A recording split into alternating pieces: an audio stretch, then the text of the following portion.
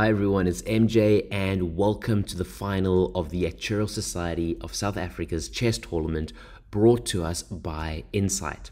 Playing with the white pieces we have Mohamed, and playing with the black pieces we have Kenyon. And I'd really encourage you guys to watch the semi-finals where both of these players won in order to get you to the final, because those games were crazy, really exciting to watch. But without further ado, let's jump into the final and let's see this amazing game in action. So white starts by pushing the pawn to d4, and as we said in the semi-final matches, this is going to lead to probably a more tactical rather than aggressive game, as the more popular e4 pawn push, allows for both your queen and your bishop to come into play. This one only really allowing your bishop up, and as I said, probably not going to be the most aggressive game. But it is a final and you want to play smart, you want to play strong, so we cannot blame white for doing the d4 opening. What we see is that black kind of just mirrors it with pushing their pawn to d5. This is a little bit more of an exciting way to play. It's the queen's gambit, offering up a winning pawn to attack the center and distract pawn from that e4 square. What we see is the Slav defense. This is pushing the pawn to c6. You're going to provide support to that d5 pawn. We then see the knight being moved up, and all of this is pure book moves. So we're going to see quite a lot of book moves, and this is just the setting up of our opening. Black replies with e6, again providing more support to that d5 pawn, but also releasing the bishop, allowing this bishop to come out into play, maybe look to check at a later stage. We then see white playing another book move, and that is just pawn to e3, defending the pawn over here at the d4 square. We then see knight coming out, again, very much bookwork and almost mirroring it. I mean, just the fact that this pawn is up. Black doesn't want to capture it, because if black captures it, the bishop comes out and your bishop is then in a very strong position. So this is why black is holding back on capturing. What we do see is another book move, just kind of coming out. This is going to allow the bishop to maybe, look at the b2 square and give it just, some access over there, and very much book moves over there. And what we have here is another knight just getting developed off of its starting action. And we've got a very interesting game set up at this stage. So what we're like 8 moves in, and we can see that white has clawed a bit of an advantage. Remember, it starts at 0.08. If it's positive, it means white has got a better position. And of course, the greater that number, the better it is. But at just 0.2, it's not that much. It's all to play for in the opening first few moves of this game.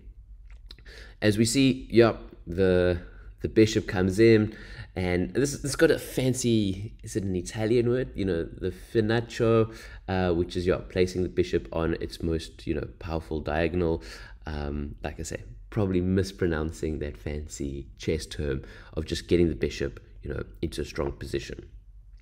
Black is also going to reply by getting their bishop in a nice place. We spoke about this move actually in the previous matches, saying the nice thing about having the bishop over here is that it now opens up this diagonal while still maintaining that diagonal as well. You can always tuck it in, bring the queen out if there's a castling, and look for a checkmate. Of course, that's not likely at the moment. King hasn't castled, knight's protecting the h2 pawn, but hey, maybe something down the line. Again, another book move, activating the knight, getting it off the starting square. And like I said, very similar with their positions, but what we slowly need to do in a game like this is see that white is slowly starting to take a better advantage. So now 0.33, which, I mean, for black, they haven't made any inaccurate moves. In fact, all of their moves so far have been book moves, but white does have this advantage in chess in moving first, and white in this instance has maintained that advantage and is slowly starting to build on it with a very good tactical position. We then do see the castling, again, another book move. It's crazy because I think in the semi-finals we had one book move, and then it was all to play for. It was chaos. There was pieces getting taken off all over the place. We're here. It's a final. Time, of course, is also something that these players are going to be wanting to be wary about. So, hey, for the first few moves, stick to the book moves. Just play some theory. It's going to help you later on when it comes to the clock, especially in the semi-finals where time played a big factor. Of course, I don't want to spoil any of those games, because if you haven't watched them, definitely go check them out. They, like I said, I think there was like one book move in the one game, and then it was down to the action. We're here. We still got the book moves. Still got the book moves, and again, the bishop coming off here. Similar theory with the black bishop. You're just opening up to this piece over here. Like I said, you can always tuck this bishop back, get the queen, create a really powerful attack. This bishop can even maybe take out that knight. Of course, it's been reinforced. So it's not clear cut on what white needs to do, but they are in a very nice, strong position. We then see that, okay, black decides time to go off script, and the AI or the book move would have been to push the pawn to b6. Black says, you know what, it's time to capture, and it's an excellent move. It's not the best. Best would have been pushing the pawn to b6, but still, you're capturing, all equal, and I think black is realizing this is not the best position. Let's maybe, change things up, because now, of course, we're at 0.45. They're slowly starting to lose the position game. White takes back with the best piece, and I mean, they had a lot of options. They could have taken with the bishop or with the knight, but making the right move, taking with the pawn, and what that does is just gives them a really strong pawn structure. I know, I was watching a lot of the Rugby World Cup, and I kind of feel like the pawns are a little bit like the rugby players. You want to keep those good formations, keep them all connected, and that's going to give you the best defense and offense later on in the game. Pawn is then getting pushed up from black, and again, it's an excellent move. It's striking the center, it's countering the opponent's ability to grab some space, because of course the next move white was maybe looking at was pushing their pawn. But it's not the best move. The best move would have been to get the rook to e8, especially while the king hasn't castled. You are making the center area very vulnerable. If you do take a pawn, they cannot recapture, because of course there will be the check. Of course, there is still the black pawn in the way, so again, it's more a far-seeing kind of move. White, does realize that that could be a possibility, and maybe the best thing to do is to castle. And yeah, castling same side of the board, it avoids your opponent's attacks, and you're kind of now mirroring them over there. Okay, we do see the first inaccurate move getting played, and all fairness to black, I mean, it's not clear cut why that is a bad move. Well, it's not a mistake, it's not a blunder. Blunder would have been red, a mistake would have been orange, and inaccurate is shown with the yellow symbol. And I guess it's overlooking more, like I said, it's not like it's a mistake. I guess it's just overlooking that opportunity to develop the queen, get it off its starting position, because like I say, you get the queen here, and you do have a very strong diagonal. That h2 pawn becomes vulnerable. So not the worst move, but look what it's done to the tactical positioning. White now has a very clear advantage, and black is not in a happy position. And I mean, once again, white is playing a brilliant game. That we're what, 12 moves in, and they haven't made one inaccurate move or one move that hasn't been the best. So white is just playing their strongest options, pushing the pawn, and let's see how black responds to that. Okay, black decides to get their bishop into the b7 position, putting a little bit of pressure there, putting some pressure on the knight.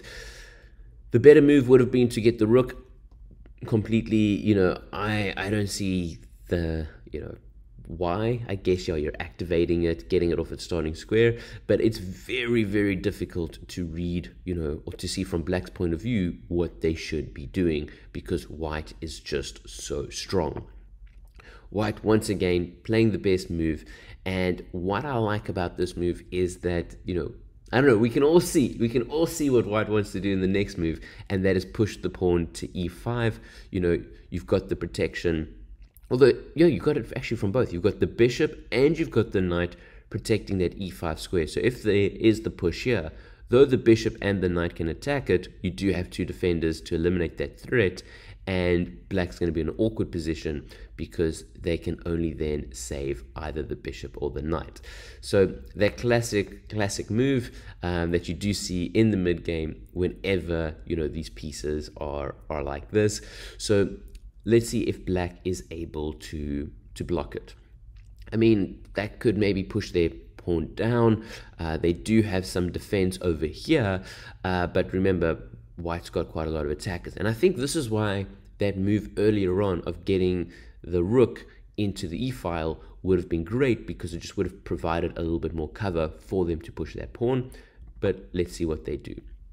Okay, well, pushing the pawn was neither what the AI would have recommended, nor what black did. So the AI was recommending just getting that knight off of the square. Of course, it's getting threatened, it's going to be attacked, so get it off there. And because at this position, what you're also doing is providing another bit of support here. So I can see why that is a nice move. I mean, the AI, who am I to argue with the AI?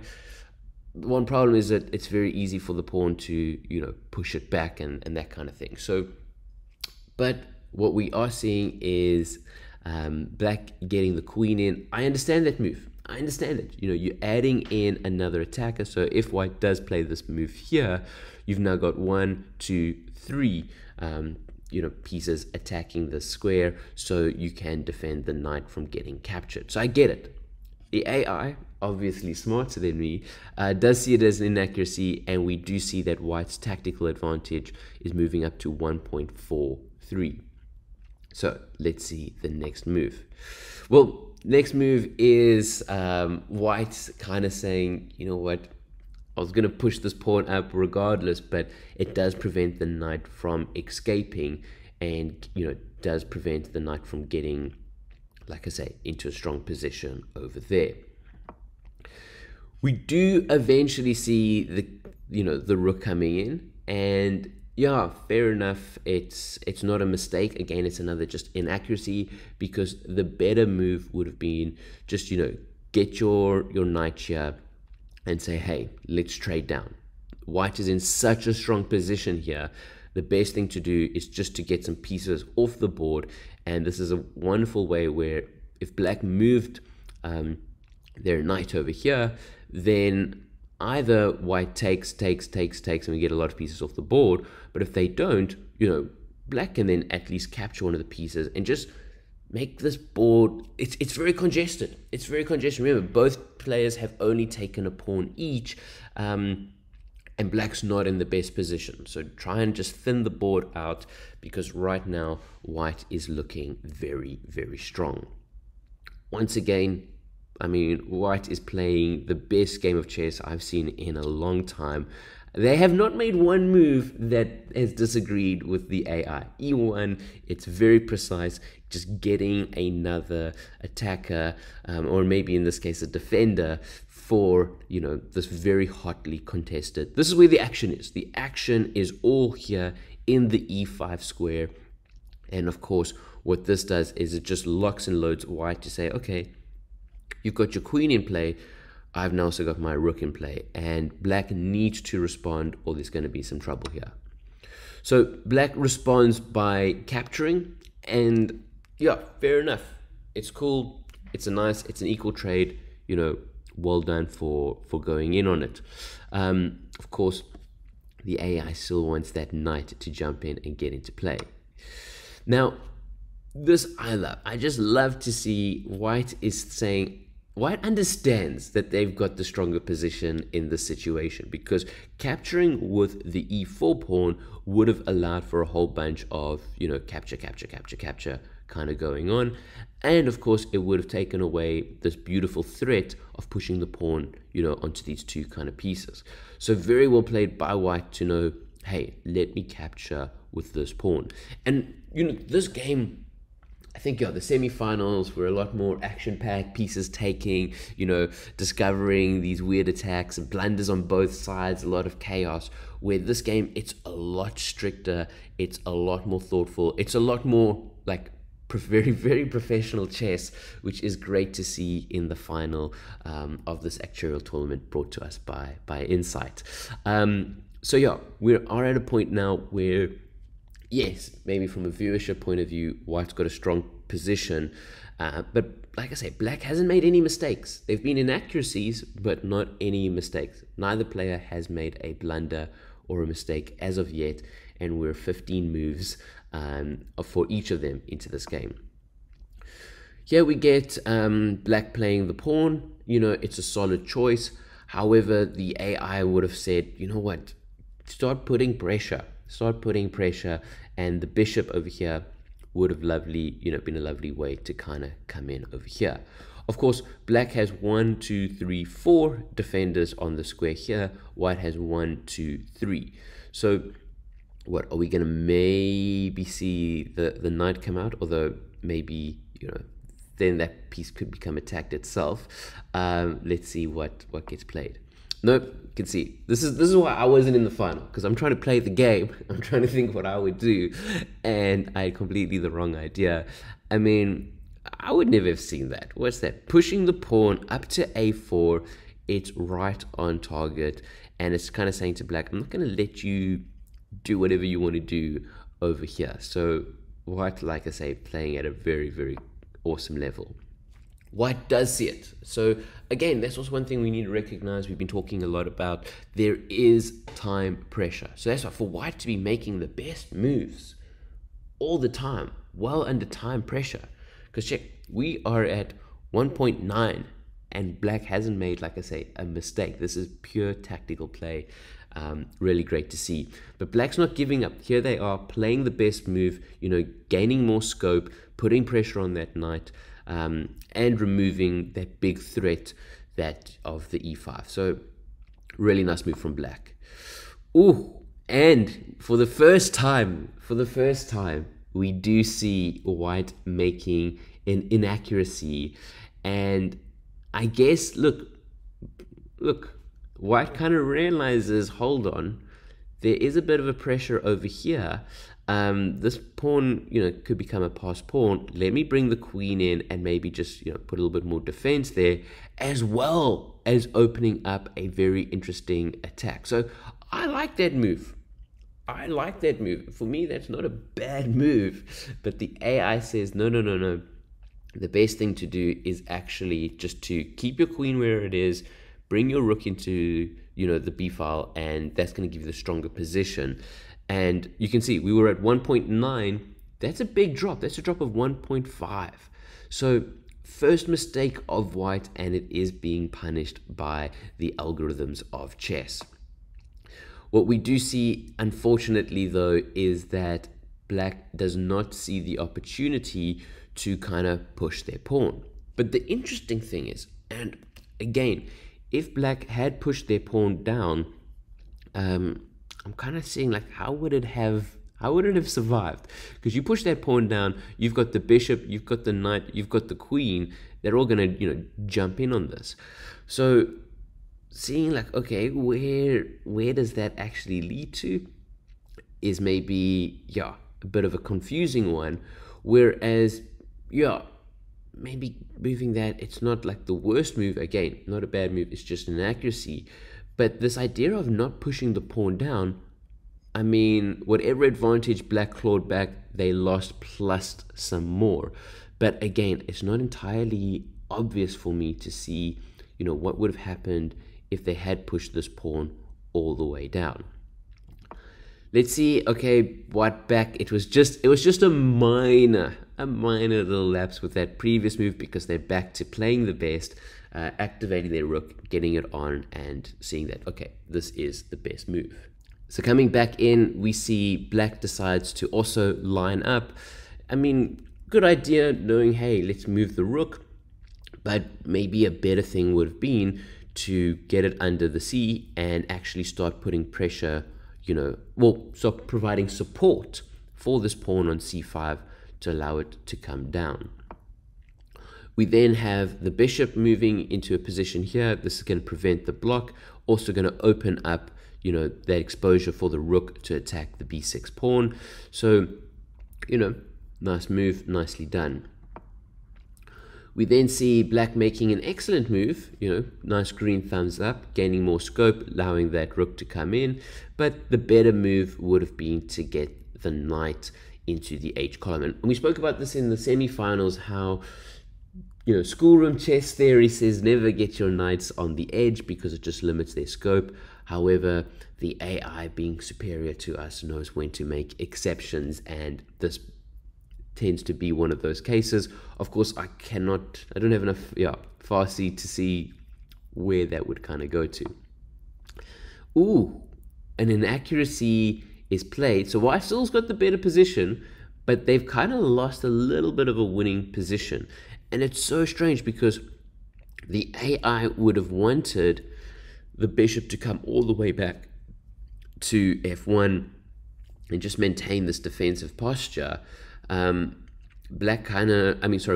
moves the bishop up, and it is seen as an inaccuracy. So, and it's quite a significant. 1.8, whereas if they were in the 2s. So, but does black capture, or does black pounce on this inaccurate move of white? And unfortunately, they don't. But it does reveal to us why this bishop move here wasn't the best, because, of course, the knight has this opportunity to come in here and, again, force the trade. Remember, we've only taken 2 pawns. Each team has only taken 2 pawns. Black's not in a good position, so thin the pieces out. And black, like I say, has this opportunity with white moving there. So I see that's why it was the inaccurate, because this this knight coming over here could either, capture him or capture him. And of course, he's got a lot of friends protecting him. So it would have been a very, very nice move to be done. Of course, moving the bishop over here, and we're now at 2.4. So it's crazy. There's no piece advantage. Black hasn't made a blunder or a mistake yet, but look how much this game is now favored in by white. So very much a tactical game we've got going here. White decides to just move back, maybe saying, hey, that wasn't the best move. Of course, there still is that possibility of getting the knight there and putting pressure on both of them. But it's almost like white realizing, I've got the stronger position, I'm just going to allow you to unravel yourself because, hey, I'm very happy with how things are sitting. And of course, when time is a factor, making a quick, easy move like that, returning to a previous position, can be a little bit upsetting to the opponent who's like, how do I take advantage of this? But, white's also probably very cognizant of the time. We're seeing black also kind of returning their bishop, which is kind of the best move. And I guess white's maybe getting a bit impatient here, maybe going to line up an attack and, go for this pawn here, which it's very heavily protected. So I don't see why, white is seeing an opportunity there. But again, the AI would have preferred for the bishop to just kind of move around and allow for, black to unravel. But another inaccuracy, it's very few that white makes. Let's see if black can pounce on it. Black doesn't. Black also kind of doing the same moves.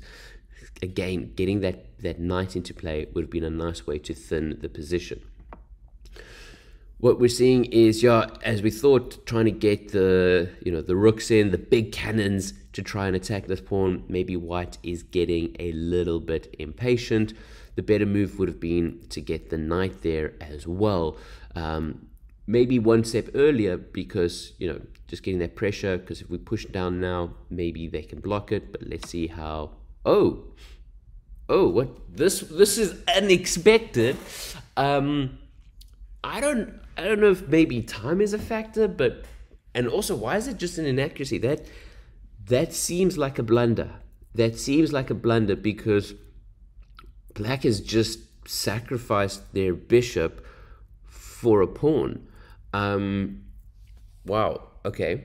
This is, and like I said, we don't know what the time is. We don't know what the time situation is. We don't know, how close they were to finishing, all that kind of stuff. I didn't get like I say, the times with the moves, but that seems very unorthodox from Black. And I don't know if it's like, look, with the 24 moves in for both of the players.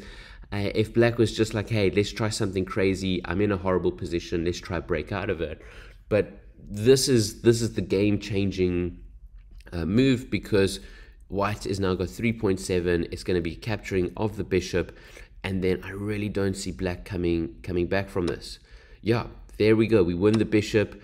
I mean, White kind of comes back in. Yeah, you're getting 2 pawns for a bishop.